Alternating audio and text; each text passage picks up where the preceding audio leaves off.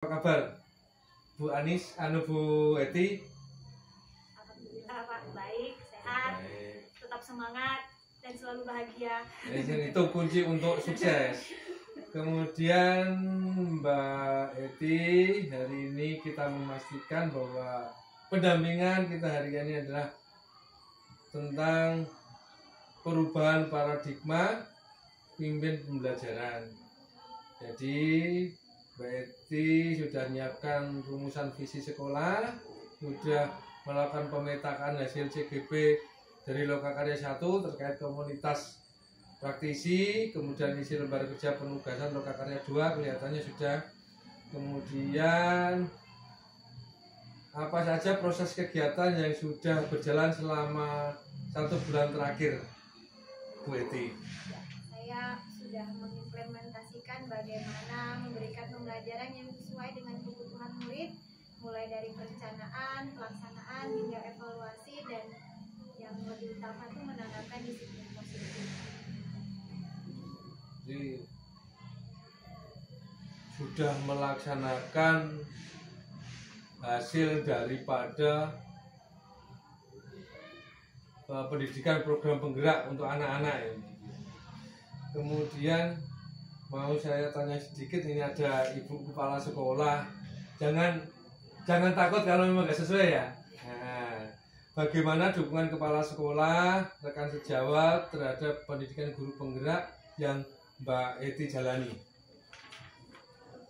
Dukungan dari Kepala Sekolah sama dari awal sampai sekarang juga, ini udah hampir di pertengahan pendidikan.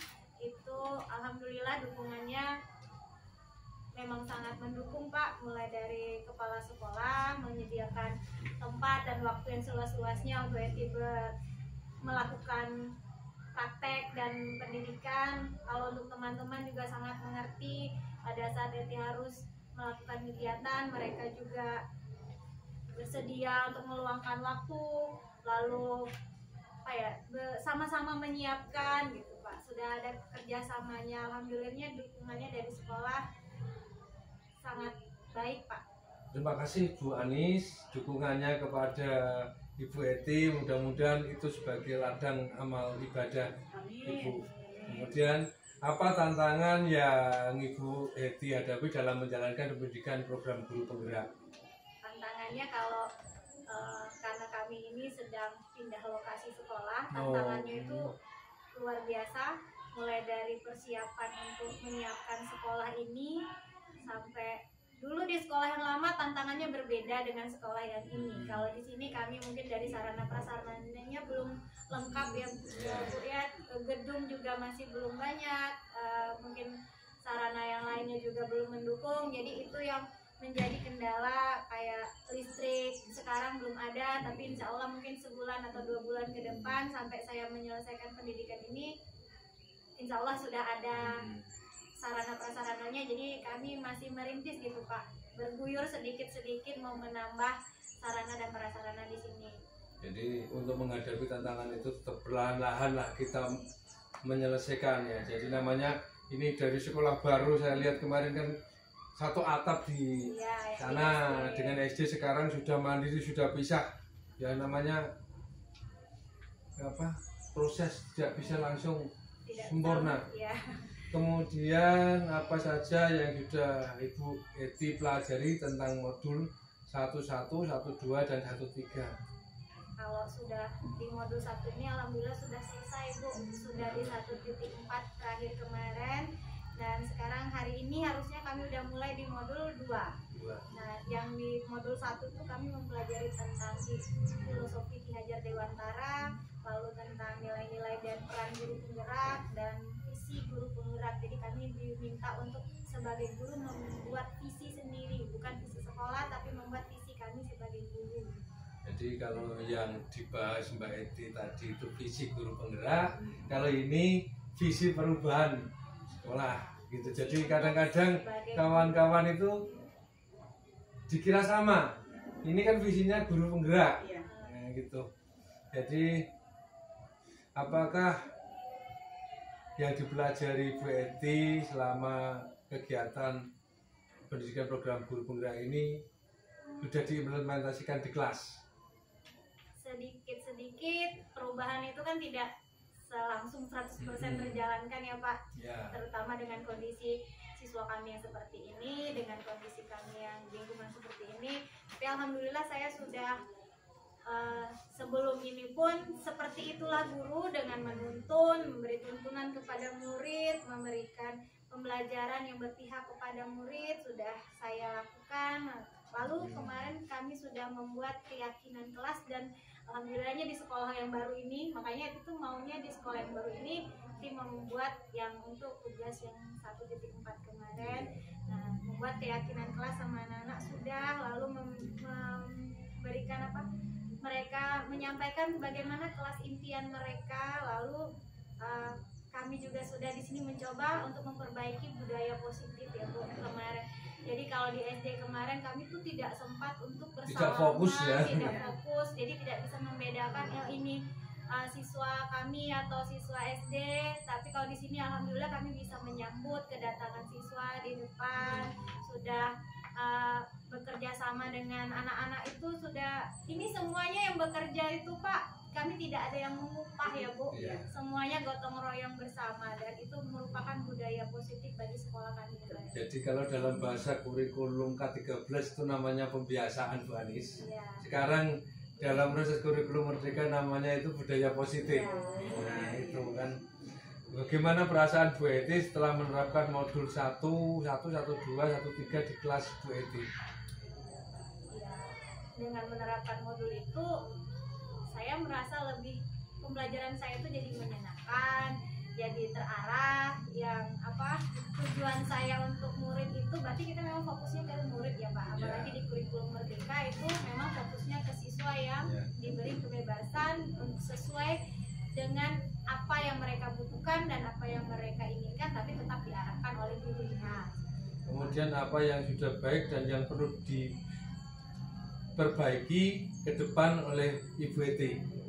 Kalau hal yang sudah baiknya tadi, alhamdulillah tadi kami sudah bekerja sama, berkolaborasi ya, baik dari guru dengan guru, guru dengan siswa, guru dengan kepala sekolah, semua sampai ke wali murid kemarin sampai menyelesaikan ini, kolaborasinya alhamdulillah luar biasa. Di pembelajaran pun saya sudah berusaha untuk semaksimal mungkin menerapkan ilmu-ilmu yang sudah saya dapat.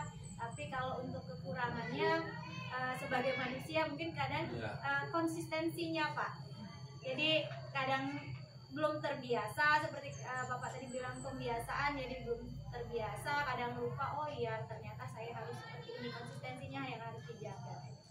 Terima kasih. Jadi ini kembali ke Hastroka Karya 1 kemarin, berarti kemarin saya sampaikan yang bulat-bulat hitam itu loh. Nah, ini berkaitan dengan komunitas praktisi. Apakah Ibu Eti memiliki pengalaman merintis komunitas praktisi di sekolah atau di lingkungannya? Kalau di sekolah ini pengalaman merintisnya tadi, kalau secara yang sekarang yang akan kita buat kemarin sudah dibicarakan dengan Ibu juga, itu komunitas guru di SMP 48. Komunitas guru tapi sebelumnya paling kita ada yang hanya sekedar grup WA wali murid, dan itu sebenarnya itu bisa itu ya. Itu yang kemarin waktu di Loka Karya 1 itu yang mau dikembangkan, tapi sambil melihat kondisinya juga. Kalau untuk grupnya sendiri itu sudah berjalan, sudah informasi sudah nyampe ke siswanya, apalagi waktu zaman daring gitu kan Pak. Nah sekarang mau dibentuk lagi, mau dimunculkan lagi, dan sekalian kemarin sudah bicara sama Ibu mau buat yang sesama guru di SMP 48. Jadi itu berarti sudah bagus, itu namanya komunitas praktisi. Itu kita jangan langsung harus seperti misalnya kalau SD itu KKG, SMP itu kan MGP, bisa komunitas seperti Mbak Bu Eti sampaikan tadi dengan wali murid, komunitas guru IPS dengan wali murid kelas 8 misalnya, nggak apa-apa silakan. Yang penting Bu Eti sudah melakukan merintis itu.